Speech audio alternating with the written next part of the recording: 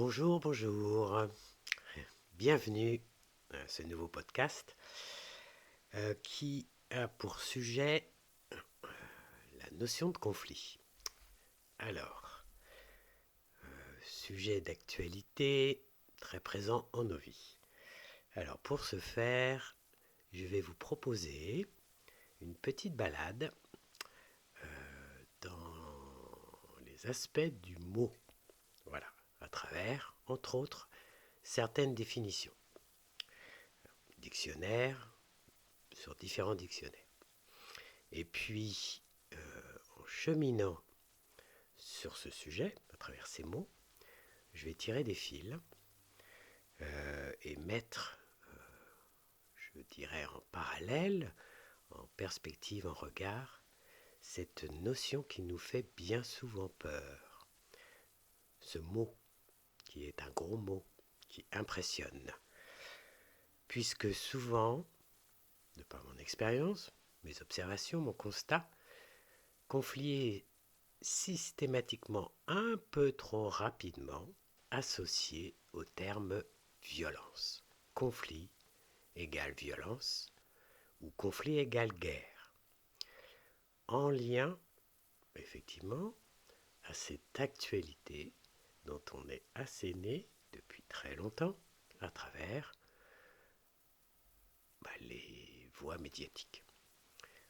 Nous avons bien souvent sous les yeux, pour ceux qui regardent encore ce type d'informations, la mise en exergue des conflits mondiaux, de territoires, les conflits sociaux, les conflits, etc., etc. Avec un prisme, en le montrant, qui met en général en exergue les violences qui peuvent en sortir. Et je vais vous partager tout de suite ce regard, cette nouvelle perspective, je dirais, cette prise de distance, cette interrogation. Conflit ne veut pas dire violence. La violence est un type de réponse au conflit. Voilà déjà pour commencer. Introduction première. Alors, je vais aller rencontrer deux termes. Donc, le terme de conflit, on va aller voir ensemble les définitions qui sont posées, les termes posés, qui évidemment influencent notre perception d'un mot.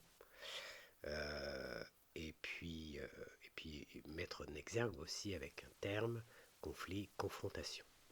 Et vous verrez, quand on prend le temps, les mots ont des choses à nous dire. Surtout quand on prend le temps de tirer les fils, de ne pas s'arrêter à la première définition.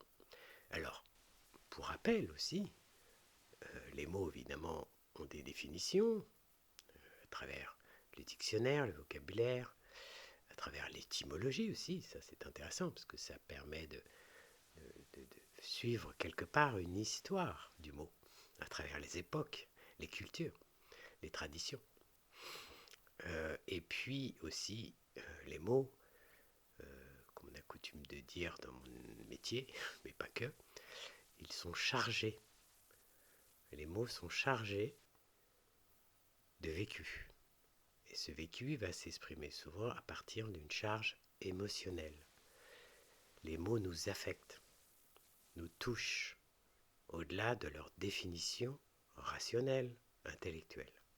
Ils sont chargés de sens, bien sûr, mais aussi chargés d'émotions. Voilà, comme certains disent aujourd'hui, de vibrations, de fréquences. Voilà, nous savons aujourd'hui que, voilà, à travers la physique, dite quantique, mais pas que, la physique aussi classique, c'est des champs de force. Bref, voilà, je commence une arborescence, je reviens au sujet des définitions proposées. Effectivement, si j'ouvre à travers mon Google, la première information classique, la définition du conflit, nous avons en premier, tout de suite, ce qui apparaît, guerre ou contestation entre deux États, direct, le premier. Effectivement, conflit est automatiquement, systématiquement, bien souvent associé à guerre. Deuxième élément de définition. Donc là, et c'est ce que j'apprécie aussi, certains ont peut-être déjà écouté mon podcast précédent à propos de l'écoute, qui n'est qu'une amorce, qui n'était qu'un point de commencement, puisque c'est un sujet vaste. Et écouter, effectivement, comme je proposais pas mal l'autre, c'est aussi écouter ce qui se passe en soi, ce qui se dit en soi, donc c'est écouter aussi autrement les mots.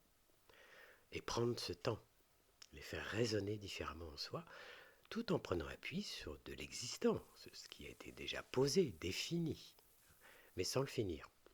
Donc, je reviens à cette idée, donc à ce qui est proposé, l'autre aspect de définition, qui donc est dans la nuance, voilà, c'est ce que je voulais évoquer en fait, plus directement, c'est l'écoute, nous permet d'approcher, d'aborder les nuances, les jeux de nuances, de subtilité, de sensibilité. C'est aussi sortir des raccourcis tranchés, même si parfois il est peut-être nécessaire de trancher certaines choses, mais je ne rentrerai pas sur le sujet. Donc c'est s'inviter soi-même à nuancer. Alors, les nuances proposées juste après. Rencontre d'éléments, de sentiments contraires qui s'opposent. Donc déjà, en entrée, nous avons l'expression, le terme de rencontre d'éléments. D'éléments qui peut être d'ordre de sentiments. Alors, ils le qualifient de contraire, effectivement, différent, divergent, effectivement, voire opposé. Et puis, nous savons qu'à un moment, nous pouvons aussi l'entendre comme deux éléments, rencontre de deux éléments complémentaires. Voilà. Donc, quand on commence à tirer le jeu des mots, on s'ouvre à d'autres perspectives, à d'autres façons d'aborder les choses, les mots, bien sûr, mais aussi le monde. Alors, je vais continuer à m'attacher un petit peu à explorer avec vous ce que les mots nous disent, quand on les laisse un peu nous raconter aussi, enfin, qu'ils nous racontent des choses. Alors moi, c'est spontané à partir de ma perception, de mes interprétations, mais voilà, c'est une proposition de promenade. Donc, sentiment contraire. Et on peut entendre aussi, comme quelque chose qui est un autre mot qui apparaît, contrarié. Quand nous avons des contrariétés. Voilà. Alors là, on est déjà beaucoup plus dans la nuance. On n'est pas forcément dans une guerre ouverte, violente. Alors, après, c'est une question de nuance. Je vais continuer ce qu'il nous propose. Et proposer des synonymes. Lutte, antagonisme, combat. Bon. Eh bien, effectivement, il y a différentes formes de combat. Aujourd'hui, on parle de combat militaire, voilà, c'est une chose. Et puis ceux qui font peut-être rencontrer ou aborder ou s'intéressent à des combats sportifs, nous sommes bien dans un combat. Donc on a bien de la nuance. Et il y a bien un rapport, une rencontre d'éléments différents qui vont s'opposer, se comparer, se frotter l'un à l'autre. C'est des rapports de force. Alors, quand elles sont inscrites dans des règles, des lois, eh bien, effectivement, elles peuvent permettre de déployer une certaine dynamique, un certain rapport de force.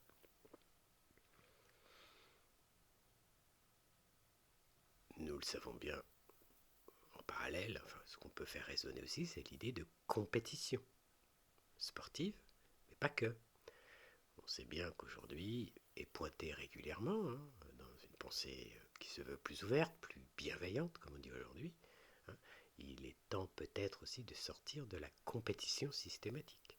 Mais de quelle compétition parlons-nous? Il y a aussi dans les formes de combat que j'ai rencontrées par moi-même, à travers les arts, dits les arts martiaux, il y a des règles à respecter, donc une forme de philosophie dans ce rapport au combat. Et surtout ce rapport, évidemment, à l'adversaire. Soit je les désigne comme un adversaire, digne de respect, de considération, en rapport aux forces dont il est porteur, soit je le considère comme un ennemi, donc je vais l'éliminer à tout prix. Donc là, on est dans une différence du rapport de force, de la mise quelque part en évaluation, en comparaison, en confrontation, hein, et puis l'un aura le dessus sur l'autre, peut-être, à la fin du combat. Mais je ne cherche pas, la personne ne cherche pas à éliminer son adversaire en tant qu'être. Et l'ennemi, eh bien, peut-être cette formulation d'ennemi se rapprocherait plus à ça. Cet adversaire, alors du coup, si on prend le terme d'ennemi, j'ai pas été visiter l'étymologie d'ennemi, mais je dois l'éliminer, il doit disparaître de ma vie. Il doit ne plus être là. Donc je le tue. Je fais disparaître ce qui me gêne, ce qui me fait obstacle. Vous voyez, hop, on peut s'amuser. Alors, un autre aspect qui est proposé, et là j'aime bien, parce que c'est évidemment le conflit, c'est des rapports de force. Après, de quelle force s'agit-il? À vous de les faire raisonner, de les identifier pour vous-même. C'est aussi, donc ils partent, là on est plus dans un élément physique, ce sont des heurts. Heurts se produisant lorsque deux éléments, des forces différentes, voire antagonistes, entrent en contact. Premier point, entrent en contact. Deux forces. Et ça, dans la physique, friction, hein. Voilà, ça frotte. Ça produit quelque chose dans cette face à face, dans cette confrontation. Et là, pour moi, quand on m'a proposé une vision différente du rapport au conflit, est venue assez rapidement cette idée de confrontation, de mettre face à face, la mise en face à face de deux forces apparemment contraires, apparemment, là je pose la mesure de la nuance en tant que médiateur, puisque ceci va nous amener à ces dimensions de tiers. Donc, des forces apparemment antagonistes en opposition, mais qui sont des forces différentes, apparemment. Et ils continuent dans leur définition. Donc je reprends, un heurt se produisant lorsque deux éléments, des forces différentes, voire antagonistes, entrent en contact, et, possiblement, cherchent à s'évincer réciproquement. Et effectivement, là, on est au cœur de la violence. Voilà. Alors, pour moi, l'idée, c'est de continuer à explorer ce mot, et le sens qu'il porte, les charges qu'il porte, et d'en alléger quelque part le poids. Et de l'aborder différemment, plus largement, avec toutes ces nuances qu'il peut inclure.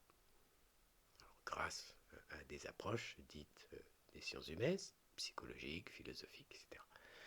Et c'est là en ça que moi la philosophie m'intéresse, l'esprit de philosophie, hein, cet amour dit de la sagesse, c'est cette philosophie que je nomme personnellement, mais pas que moi, pratique, du quotidien, tout en me référant à des données, notions, informations portées par d'autres modes de réflexion, courants, sagesse, etc. Je ne m'en prive pas, mais l'idée c'est de nous réapproprier, revisiter nous-mêmes, nous réapproprier le sens des mots. Et pour cela, c'est prendre ce temps de re-questionner, d'observer, de faire raisonner, de tirer des fils. Mettez les termes qui vous conviennent. En tout cas, j'explore, je regarde. Et posément, tranquillement.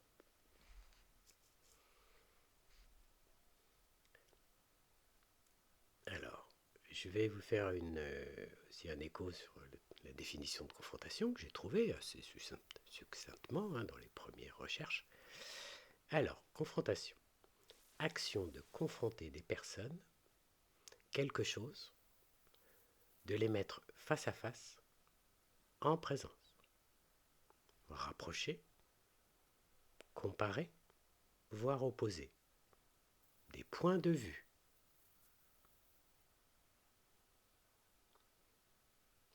Là, c'était au-delà du Robert, c'était, voilà, j'ai plus la référence exacte. Amusez-vous, amusez-vous de temps en temps à retrouver des définitions, à revisiter les mots. Euh, Effectivement, donc ensuite après, comment dire, quand j'étais sur ce site, ils évoquaient effectivement ensuite les conflits armés. Voilà. Alors, dans ce terme de confrontation, d'ailleurs je l'associe beaucoup aujourd'hui quand, quand je propose qu'on revisite ensemble, quand j'échange avec quelqu'un, de revisiter, de réentendre les mots, hein, puisque je le fais pour moi-même et j'aime bien le faire à deux, parce que c'est aussi de mon point de vue et comment l'autre peut l'entendre, qu'est-ce que ça signifie pour lui. Donc c'est une rencontre de découverte, d'exploration des mots. Donc, action de confronter des personnes. Donc, c'est cette idée de mettre face à face. Alors là, on parle de personnes, bien sûr. C'est le cas, par exemple, une médiation, la mise en place d'une médiation, par exemple, c'est bien mettre face à face, alors côte à côte, face à face quand même, dans les aspects corporels, on évite, mais en tout cas, ça, on est plus dans l'ordre du jugement, de l'arbitrage, mais déjà la posture, vous voyez, l'état d'esprit de la médiation ne met pas forcément face à face, mais côte à côte. En présence. Et là, voilà, le face à face pourrait être, allez, je reviens là-dessus, le face à face pourrait être associé à l'idée d'arbitrage, avec un juge désigné, représentant la justice, etc. Et la nuance là qui est proposée de mettre, donc de les mettre face à face, en présence. Et le courant de la médiation, l'esprit de médiation, la philosophie, je pourrais dire, c'est en présence. Voilà, en présence. Deux individus qui sont porteurs de différences, de désaccords, de divergences sur quelque chose. Et là, après, il y a tout un déroulement que le médiateur va être attentif à faire, en tout cas ressortir, formuler, exprimer, révéler. Et puis, de point de vue, c'est bien des histoires de différences de point de vue, qui à un moment, par le phénomène de tension, de complication, voire de blocage, ça c'est des échelles aussi, des étapes, des nuances de la notion de conflit, des différentes étapes qu'on pourrait avoir, sont donc partagées, comparées, mises en exergue, face à face, confrontées, des points de vue. Donc c'est plus forcément la personne en tant que telle, en tant que ce qu'elle est, qui va être comparée, rapprochée, voilà, opposée, dans cette idée peut-être du risque d'une violence, c'est-à-dire que l'un veut éliminer l'autre, voire l'autre éliminer l'un. Illuminer, oui, ça serait plutôt pas mal, c'est plutôt l'idée. Mais éliminer, vous voyez comment on peut s'amuser avec les mots. En plus, il y a même des glissements de terrain dans ma langue, dans ma bouche. Voilà. Je vais faire une petite pause parce que vous voyez déjà, on peut entendre beaucoup, beaucoup de choses. Et commencer à changer d'angle de vue.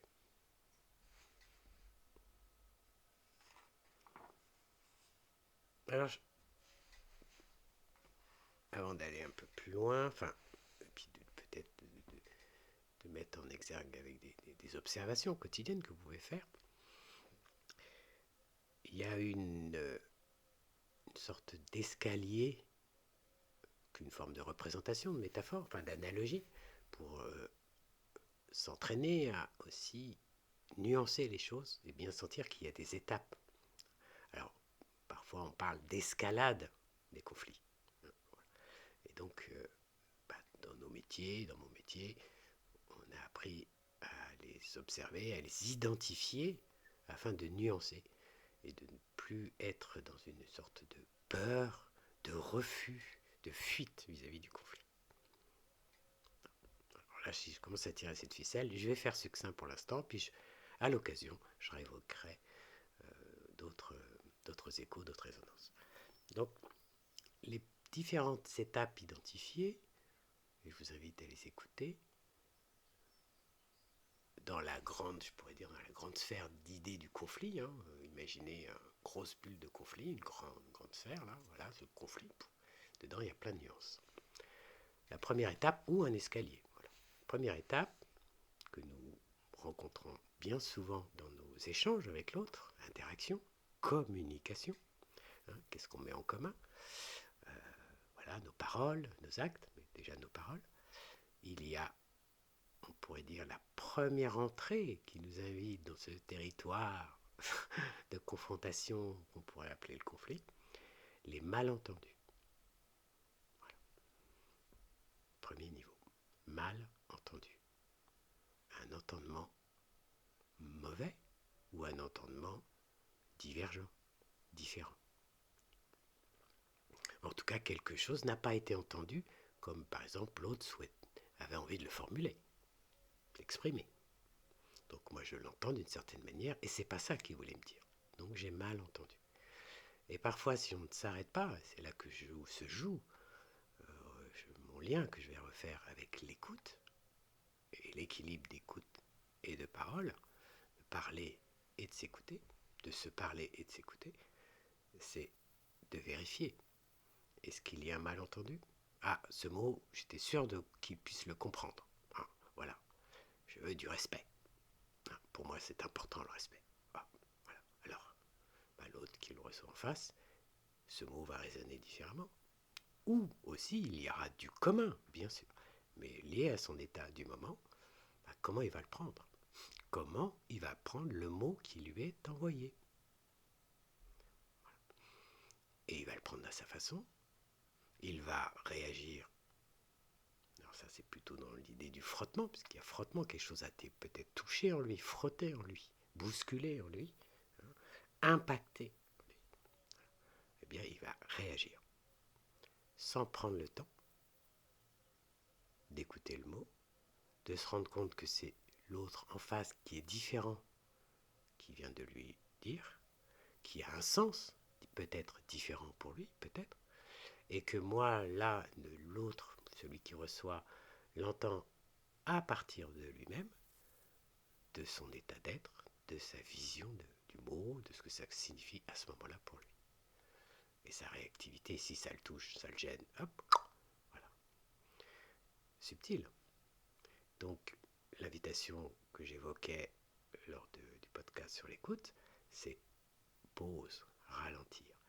Ah, exemple, j'entends, tu me parles de respect. Pour toi, le respect, c'est ça. Tu me demandes du respect ? C'est quoi le respect ? Et là, c'est écouter. J'évoquais dite active pour parler un langage commun. Pour moi, elle est plus qu'active. S'il y a besoin de les définir, elle est globale, c'est un art, intégrative, voilà, complète. Alors, amusons-nous avec les mots. Mais en tout cas, une écoute fine, qui prend le temps, eh bien je peux questionner, mais qu'est-ce que tu entends par là ? Ou qu'est-ce qui te fait dire que je ne te respecte pas ? Et là, on entre dans le dialogue. On va mettre... Alors, confrontation aussi, il y a cette idée de dualité, d'opposition, de l'un contre l'autre. On pourrait tellement l'entendre autrement.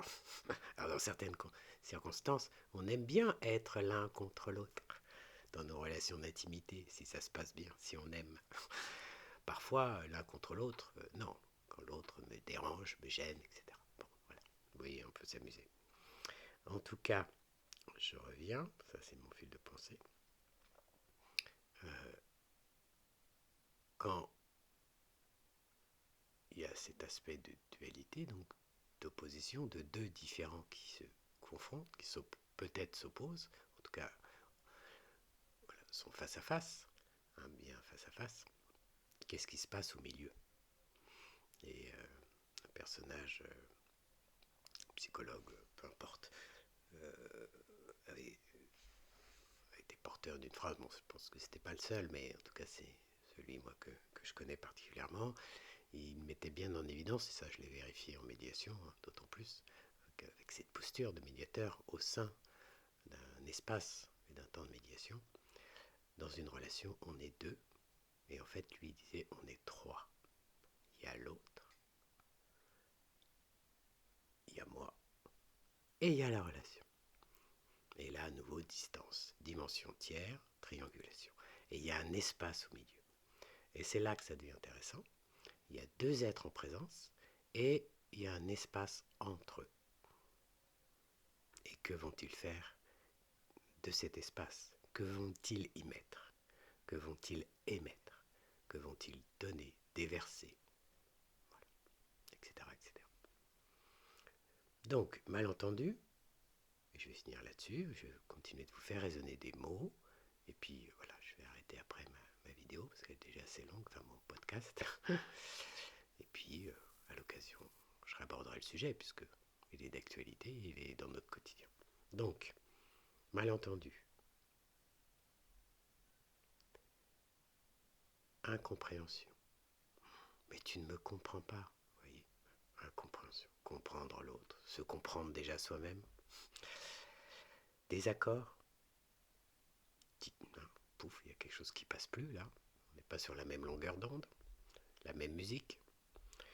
Divergence, ah, je ne vois pas du même endroit. Et puis si on ne s'occupe pas de ces aspects, si on n'en prend pas le temps de déjà aller vérifier, ah, il y a un désaccord, c'est quoi un désaccord? Qu'est-ce qui fait désaccord? Eh bien ça continue, ça monte l'escalier, voilà, du conflit, l'intensité du conflit. Et ensuite pourrait venir la tension, même si fondamentalement tout est un petit peu là déjà. Une tension, la tension monte. De cette tension, il y a de la contraction de l'un et de l'autre, bien souvent. Et là apparaît cette idée d'opposition. Ça se contracte en chacun. Et puis de cette contraction, chacun va en faire quelque chose par rapport à ce qu'il sait de lui, ce qu'il connaît de lui, ce qu'il a, exploré de lui-même. Je me contracte, je continue, ça fait mal, c'est dur, mais je reste, je tiens bon. Rapport de force, je tiens ma place contre l'autre. Et puis, il peut y avoir blocage, rupture. Bon, ce qui peut permettre de temporiser. Et puis, si les personnes sont amenées à se revoir, dans un contexte ou un autre, eh bien, il y a une forme de conflit latent, sous-jacent, présent. Et du coup, ils ne vont plus s'aborder, c'est trop fort, s'aborder mutuellement, ou se s'aborder mutuellement, par cette tension qui n'a pas été traitée, par ces aspects d'incompréhension, de divergence de point de vue, de malentendu, de désaccord, qui n'ont pas été regardés, observés, vus ensemble, triés ensemble, témoignés ensemble, dialogués. Et là, effectivement, conflit ouvert, soit il est sous-jacent et il s'enferme, et à ce moment-là, chacun va le retourner contre lui-même, ces tensions, tous ces blocages, tensions, ces douleurs, voilà, ces luttes internes, résister, soit vis-à-vis de l'autre. Et des fois, c'est les deux en même temps, bien souvent. Alors, pour finir, quelle perspective pouvons-nous entendre, voir à travers petite exploration à ce propos, à ce sujet, à ce mot, avec ce mot, et les sens qu'il pourrait porter, eh bien, il y a cette idée de face à face, de confrontation, et aussi aujourd'hui bien formulée, bien souvent, et qui existe depuis très longtemps, ces jeux de miroir. Qu'est-ce qu'on se renvoie? Qu'est-ce qu'on se reflète l'un avec l'autre? Et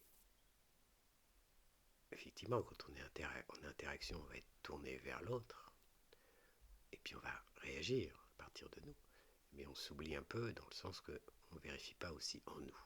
Et c'est en ça que la relation, le face-à-face, la confrontation et la communication, d'une certaine manière, faite d'une certaine façon, à partir d'écoute et de prise de parole rythmée, plus ou moins équilibrée, en tout cas équilibrée dans l'attention et le respect qui est porté, eh bien, là devient l'utilité du sens de l'écoute de l'autre et qui va nous inviter à nous écouter personnellement un peu, j'oserais dire un peu mieux, un peu plus subtilement, un peu plus largement, un peu plus profondément, voire nous élever à nous-mêmes, à notre conscience de nous-mêmes, à notre savoir de nous-mêmes, à ces connaissances qui nous habitent, ces dimensions en nous. Et là est aussi l'utilité de la rencontre à l'autre, car une phrase que j'aime beaucoup, c'est la proposition de mes ateliers par exemple, c'est une phrase d'ouverture. La médiation est comme une rencontre de l'autre et une autre rencontre avec soi-même. Donc la rencontre de l'autre, l'intérêt que je peux avoir pour l'autre, l'écoute que je peux apporter, poser avec l'autre, va aussi m'apporter, m'indiquer, m'inviter à m'écouter aussi.